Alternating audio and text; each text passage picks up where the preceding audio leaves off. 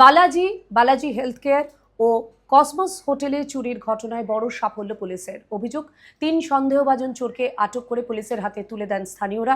চুরি হওয়া সামগ্রী কেনার অভিযোগে আটক করা হয়েছে এক ক্রেতাকেও। স্থানীয়দের দাবি, এলাকায় প্রায় প্রতিদিনই চুরির ঘটনা ঘটছে।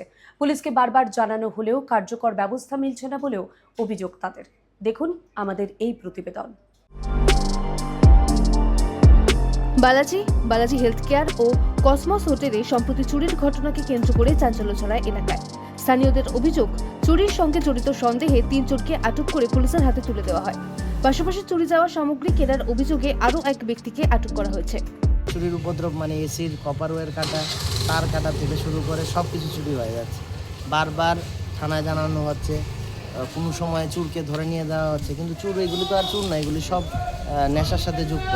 হ্যাঁ, সব ড্রাগস নেওয়া, দেখবেন আপনার লক্ষ্য করবেন সারা শরীরে শুধু ইঞ্জেকশনের চিহ্ন।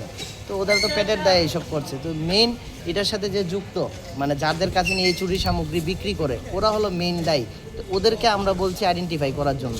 আজকে আমাদের পাড়ার এই ছেলেরা, দাদারা সবাই মিলে গিয়ে আজকে সকাল থেকেই এই চুরিটাকে আটকানোর জন্য আমরা বেরিয়েছিলাম। তো এখানে দেখেন আমাদের এখান থেকে টোটাল 36 না 37 পিস এসিড কপারের ওয়্যার এখানে আছে। স্থানীয়দের দাবি, আটক ব্যক্তিরা নেশার সঙ্গে জড়িত এবং নেশার টাকার যোগান দিতেই এলাকায় ধারাবাহিকভাবে চুরির ঘটনা ঘটিয়ে চলছিল। তবে এই অভিযোগের সত্যতা পুলিশি তদন্তের বিষয়। এলাকাবাসীর অভিযোগ, দীর্ঘদিন ধরে একের পর এক চুরির ঘটনা ঘটলেও পুলিশকে জানিয়েও স্থায়ী সমাধান মেলেনি। এই খবরের ভিত্তিতে আইলাম, দেখলাম এখানে 3 জন চোর আছে, একজন কিরণ্য আছে, তো তারারে এবং মালও আছে সঙ্গে, এসি তার, এগুলা সহ আমরা নিতেছি। তাদের বিরুদ্ধে আইনি ব্যবস্থা হইব। পুলিশ জানিয়েছে, আটক ব্যক্তিদের জিজ্ঞাসাবাদ করা হচ্ছে। চুরির ঘটনায় আরও কেউ জড়িত রয়েছে কিনা এবং উদ্ধার হওয়া সামগ্রীর উৎস কি এবং তদন্ত শেষ হওয়ার পরই পুরো বিষয়টি স্পষ্ট হবে বলে জানান পুলিশ আধিকারিক। ত্রিপুরা থেকে দেবাশিস বোসের রিপোর্ট, সিএন ত্রিপুরা।